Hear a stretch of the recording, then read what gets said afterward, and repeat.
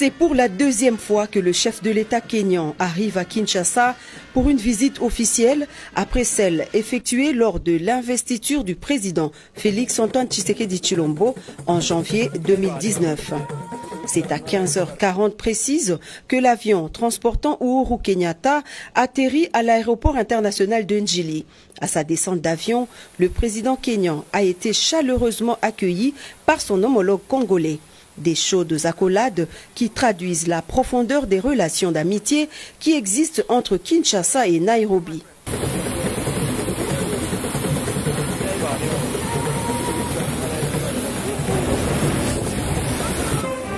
Après les honneurs militaires et le passage des troupes en revue, le président de la République et son hôte ont eu un bref entretien au pavillon présidentiel de l'aéroport international de Njili.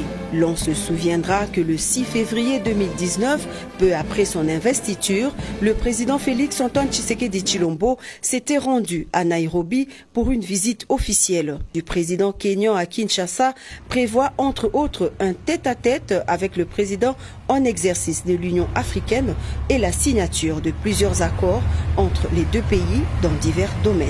Dans les semaines qui viennent, les troupes kenyanes vont donc arriver en République démocratique du Congo pour appuyer nos forces armées afin d'attaquer de la manière la plus efficace qui soit ce problème de terrorisme et de violence à l'est de notre pays. Et donc, je profite de l'occasion pour tordre le cou à toutes ces critiques qui consistent à faire croire faussement que nous n'allons pas ou nous ne réagissons pas à la situation de l'Est.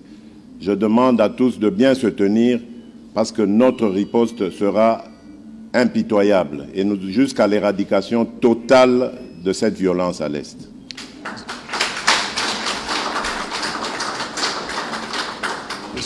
La RDC veut se servir de l'exemple du Kenya dans la lutte pour la corruption et le blanchiment de capitaux afin de mieux mobiliser les recettes et faire face aux différents problèmes, a déclaré Félix-Antoine Tshisekedi, qui a annoncé des grandes réalisations dans le domaine des infrastructures.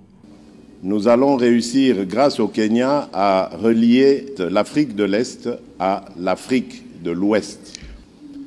Et cela va être rendu possible très bientôt par le début de travaux de construction du corridor nord, qu'on appelle. Cela va ouvrir la voie à beaucoup d'autres projets entre nos deux pays, notamment également dans le secteur énergétique.